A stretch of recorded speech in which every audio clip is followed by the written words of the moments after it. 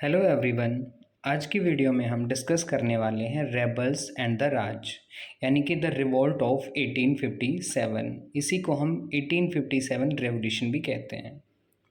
तो देखते हैं कि कौन कौन से टॉपिक हैं जो हम कवर करने वाले हैं। Indian rebellion of 1857, then how the mutinies begin, rumours and prophecies, causes of the revolt. इन कॉजेज के अंदर हम political, social, religious, economic, military और कुछ इमीडिएट कॉजेज हैं उनको देखेंगे। सेंटर्स ऑफ द रिवोल्ट, यानी कि वो कौन कौन से सेंटर थे जहाँ पे रिवोल्ट हुआ था। स्प्रेशन द रिवोल्ट, यानी कि ब्रिटिशर्स ने इसके बाद इसको स्प्रेस किया। एक परफॉर्मेंस ऑफ टेरर रही, यानी कि डर दिखाया गया, एक भयानक तरीके से रिवोल्ट है उसको स्प्रेस किया गया। Why did the revolt fail, हम ये भी देखेंगे कि रिवोल्ट फेल होने के पीछे क्या रीज़न थे। रिजल्ट ऑफ द रिवोल्ट, यानी ऑन जो रिवोल्ट हुआ उसके रिजल्ट्स क्या आए। नेशनलिस्ट इमेजरीज, यानी कि उसके बाद कुछ as a heroic figure emerge हुए कुछ लीडर्स, हम उनको देखेंगे। तो स्टार्ट करते हैं इंडियन रेबिलियन ऑफ 1857। ये था क्या? ये एक रिवोल्ट था जो कि 1857 और 1858 के बीच में हुआ। किसके अगेंस्ट? ये ब्रिटिश ईस्ट इंडिया कंपनी के अगेंस्ट हुआ, जो कि इंडिया के अंदर रूल कर रही थी। The revolt of 1857 was a significant rebellion in India between 1857 and 1858 against the government of the British East India Company. The uprising began on May 10th, 1857 और ये स्टार्ट कब हुई थी? मई 1857 के अंदर। अब हम देखते हैं इसके अंदर late in the afternoon of 10th May 1857 the sepoys in the cantonment of Meerut broke out in mutiny. यानी कि जो सीपॉयज हैं, सीपॉय कौन थे? जो इंडियन सोल्जर जो ब्रिटिशर्स के अंडर वर्क कर रहे थे या जॉब कर रहे थे, उन्होंने एक म्यूटिनी स्टार्ट कर दी। It begin in the lines of the native infantry, जो कि कहाँ स्टार्ट हुई? नेटिव इन्फेंट्री, इन्फेंट्री होते हैं जो पैदल सेना होती है। Spread very swiftly to the cavalry and then to the city, और ये उसके बाद कहाँ पे स्प्रेड हुई? कैवलरी, यानी कि जो घुड़सवार सेना होती है उसके बीच में, और फिर उसके बाद सिटी के अंदर फैलती चली गई। The ordinary people of the town and surrounding villages join the sepoys, और फिर उन सोल्जर्स को ज्वाइन किसने किया? ऑर्डिनरी पीपल ने, जो कि टाउन्स और विलेजेस में उन्होंने भी इनको ज्वाइन कर लिया। अब यहाँ देखिए हम म्यूटिनी और रिवोल्ट में क्या डिफरेंस है। अब ब्रिटिशर्स ने माना कि ये एक म्यूटिनी थी, जबकि इंडियन पर्सपेक्टिव से एक रिवोल्ट था। ब्रिटिशर्स तो ये दिखाना चाहते थे कि इंडिया के अंदर कोई ऐसा रिवोल्ट नहीं हो रहा है, बस ये एक सोल्जर हैं, जो अनसेटिस्फाइड सोल्जर हैं, उन्होंने एक म्यूटिनी स्टार्ट की है, क्योंकि वो अपनी इमेज ख़राब नहीं करना चाहते थे। तो एक बार देखते हैं कि म्यूटिनी और रिवोल्ट में क्या डिफरेंस है। म्यूटिनी होता है एक collective disobedience of rules and regulations with in the arm forces, कि जब कुछ कलेक्टिव यानी कि एक ग्रुप सोल्जर्स का वो डिसओबे कर देता है रूल्स और रेगुलेशन को आर्म फोर्सेस के अंदर, तो उसको क्या कहा जाता है? म्यूटिनी। रिवोल्ट क्या होता है? रेबिलियन, यानी कि एक विद्रोह, rebellion of people against established authority and power. तो ब्रिटिशर्स ने इसको क्या दिखाने की कोशिश की? सिर्फ एक म्यूटिनी। उसके बाद नेक्स्ट देखते हैं हाउ द म्यूटिनीज बिगिन, कि ये म्यूटिनीज स्टार्ट कैसे हुई। The sepoys begin their action with a signal. अब सीपॉयज हैं, उन्होंने अपने एक्शन को एक सिग्नल से स्टार्ट किया। सिग्नल यानी अपने दोस्तों को एक मैसेज पास करके। In many places it was the firing of the evening guns और द साउंडिंग ऑफ द बिगुल, यानी या तो ये गन फायर करके या फिर उसके अलावा क्या किया गया? बिगुल है वो बजाया गया, उससे बाकी जो अदर्स हैं उन तक मैसेज पहुंचाया गया कि एक म्यूटिनी करने का या फिर अपोज करने का टाइम आ गया है। उसके अंदर उन्होंने क्या? They first seize the bell of alarm and plunder the treasury. उन्होंने पहले जो अलार्म होता है उसको सीज कर लिया ताकि ब्रिटिशर्स को पता ना चले, और ट्रेजरी है यानी खजाने को लूट लिया। दे देन अटैक गवर्नमेंट बिल्डिंग्स, और उसके बाद उन्होंने गवर्नमेंट बिल्डिंग्स के ऊपर अटैक करना शुरू किया। Jail, treasury, telegraph office, record room, bungalows, इन सभी के ऊपर अटैक किया और जो रिकॉर्ड्स हैं उनको जला दिया गया। When ordinary people begin joining the revolt, the target of attack widened। जब ordinary people ने इनको ज्वाइन करना स्टार्ट किया तो जो टारगेट कर रहे थे वो भी बढ़ता चला गया। यानी कि पहले अगर सोल्जर हैं वो तो सिर्फ ब्रिटिशर्स को टारगेट कर रहे थे, लेकिन ऑर्डिनरी पीपल ने किसको, मनी लेंडर्स को और रिच पीपल को भी टारगेट करना स्टार्ट कर दिया, क्योंकि वो उनको मानते थे कि पीजेंट को ओप्रेस करने का काम कर रहे थे मनी लेंडर और रिच पीपल। इसके साथ साथ वो मानते थे कि ये ब्रिटिशर्स के अलाइज भी हैं, यानी ब्रिटिशर्स के साथ मिले हुए हैं। ये हमने देखा कि ब्रिटनी स्टार्ट कैसे हुई। नेक्स्ट देखते हैं रूमर्स एंड प्रोफेसीज, यानी कि अफवाहें क्या हुई और इसका फ्यूचर या भविष्यवाणियाँ इसकी क्या आई।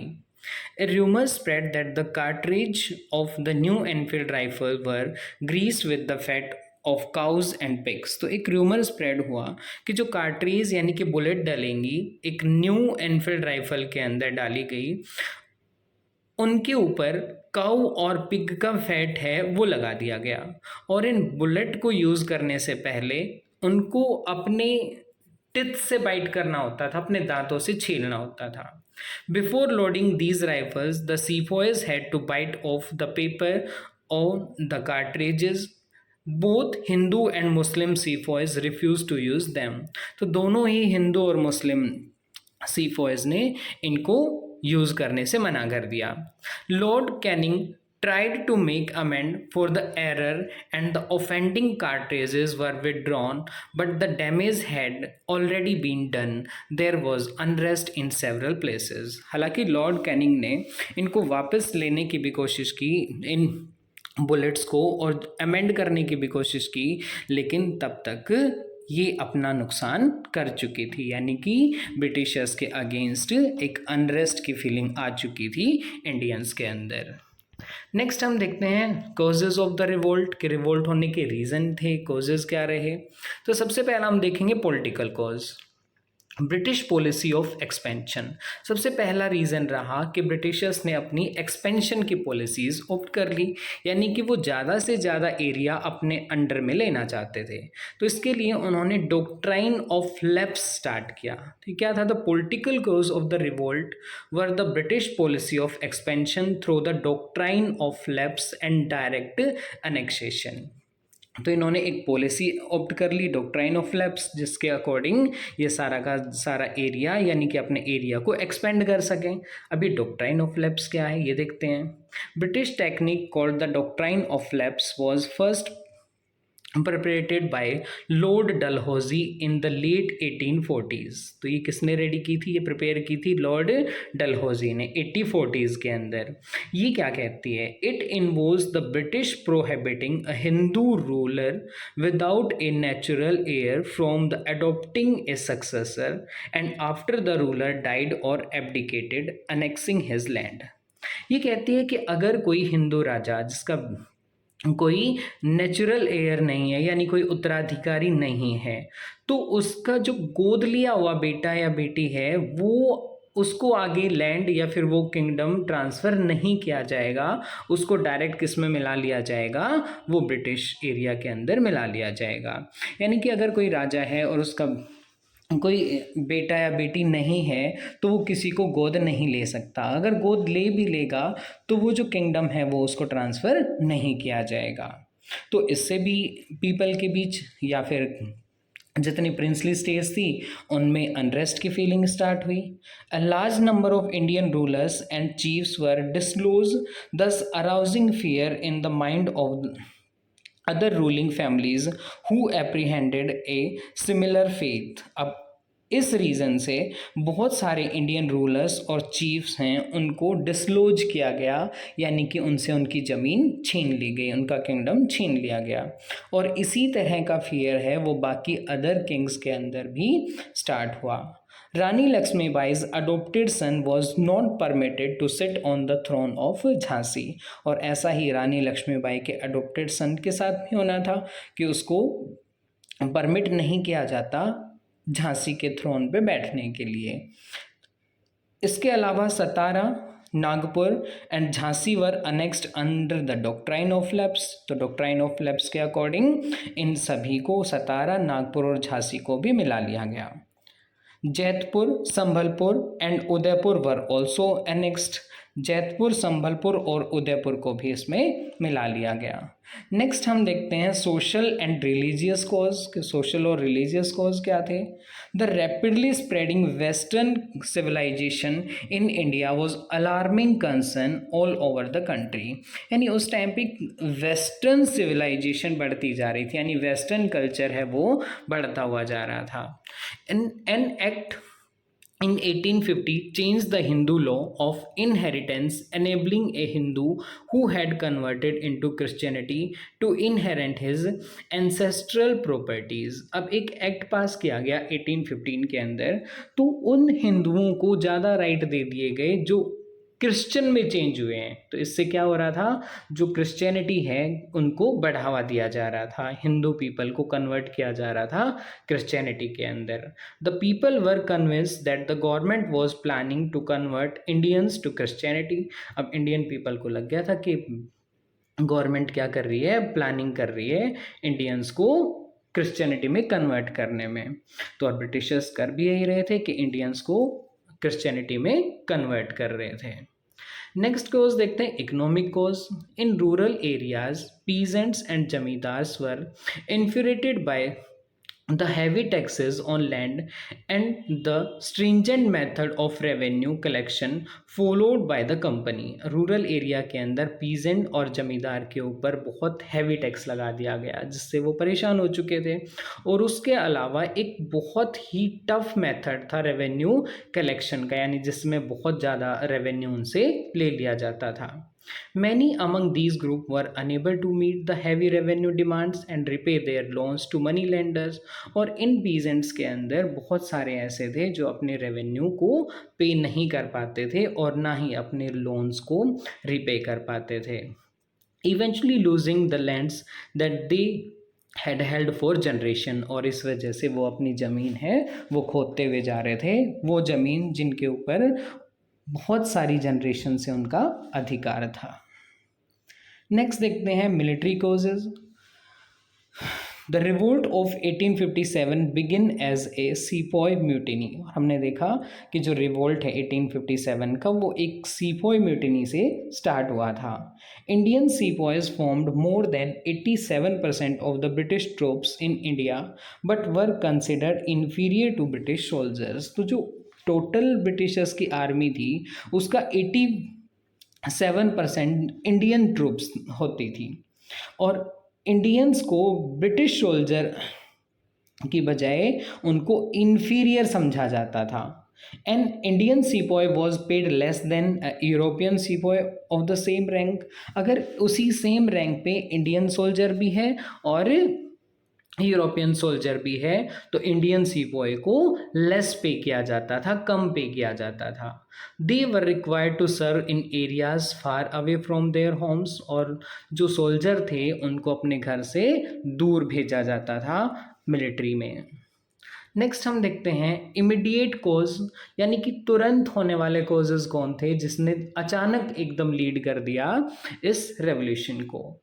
The revolt of 1857 eventually broke out over the incident of greased कार्ट्रेजेस। ये ग्रीस कार्ट्रेजेस हमने पढ़ा था कि इसकी वजह से कैसे अचानक से म्यूटनी स्टार्ट हुई। ये रूमर्स भी हमने पढ़ा था कि कैसे ग्रीस कार्ट्रेज को यूज़ करने से मना कर दिया था। नेक्स्ट हम देखते हैं सेंटर ऑफ द रिवोल्ट, कि वो कौन कौन से सेंटर्स बने जहाँ पे रिवोल्ट स्प्रेड हुआ, फैला। सबसे पहला देखते हैं Lucknow. It was the capital of Awadh, जो कि अवध की एक कैपिटल थी। Begum Hazrat Mahal, one of the Begums of the x king of Awadh, took up the leadership of the revolt. तो लखनऊ के अंदर किसने लीड किया इसको? बेगम हजरत महल ने। सेकंड प्लेस है, सेंटर है Kanpur. The revolt was lead bye Nana Saheb. तो कानपुर के अंदर किसने लीड किया? नाना साहेब ने। नाना साहब कौन थे? The adopted son of Peshwa Bajirao second, जो कि बाजीराव पेशवा के एडोप्टेड सन थे। He joined the revolt primarily because he was deprived of his pension by the Britishers। अब उन्होंने क्यों ज्वाइन किया? क्योंकि उनको उनकी पेंशन से डिप्राइव्ड कर दिया गया था, पेंशन देने से मना कर दिया था। नेक्स्ट है झांसी।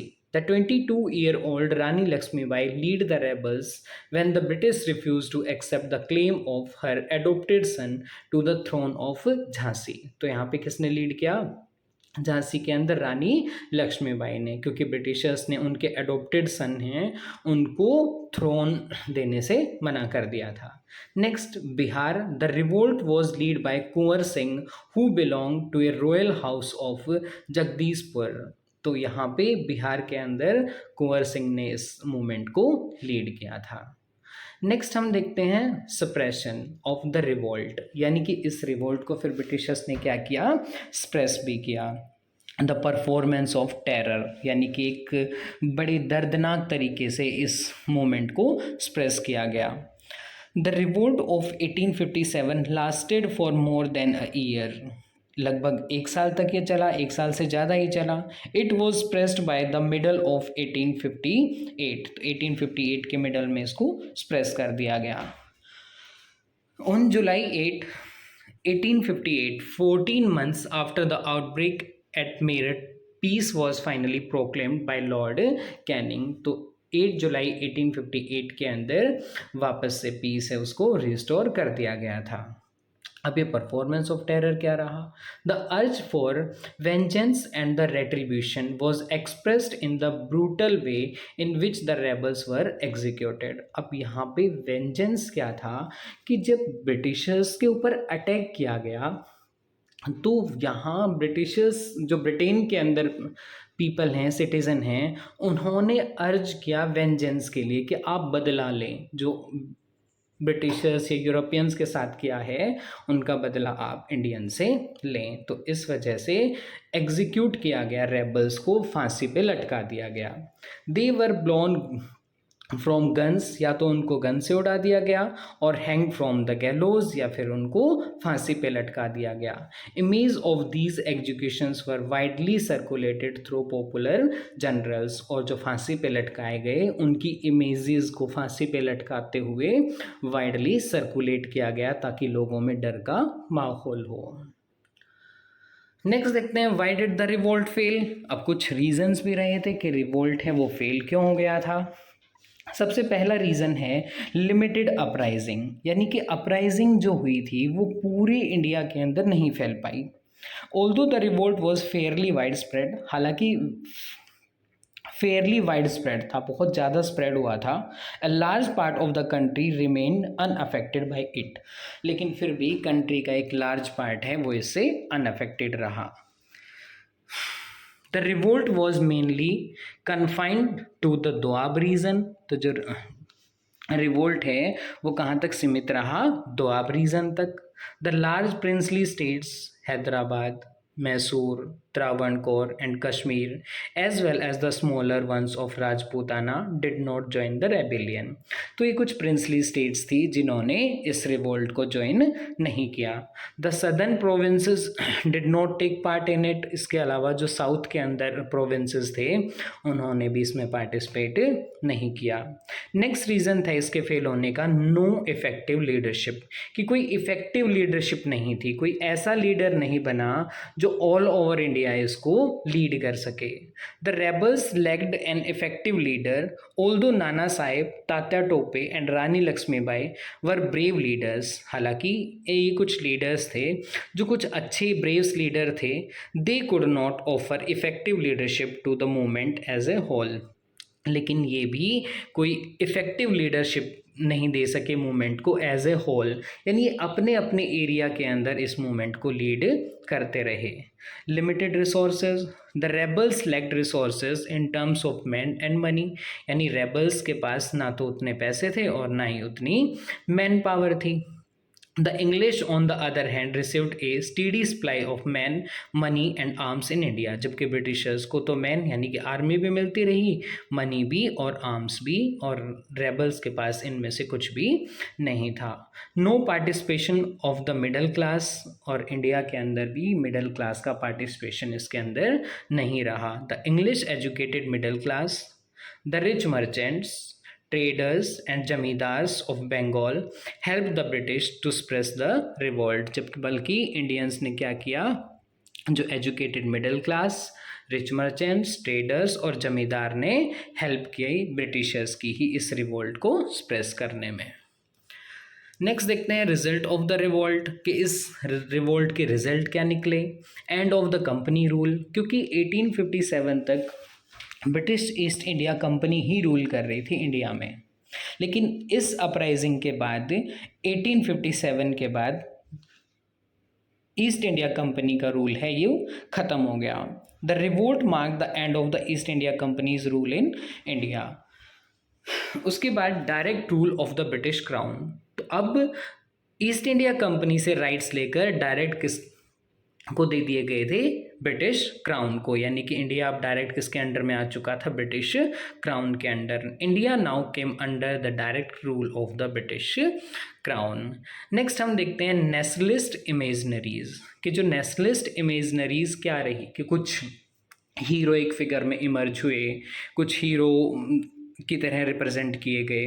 जैसे the nationalist movement in the 20th century drew the inspiration from the events of the 1857, यानी जो नेशनल मूवमेंट हमारे बाद में हुए, यानी कि इंडिया के अंदर जितने भी ब्रिटिशर्स के अगेंस्ट नेशनल मूवमेंट हुए, उन्होंने इंस्पिरेशन ली किससे, 1857 के रेवोल्यूशन से.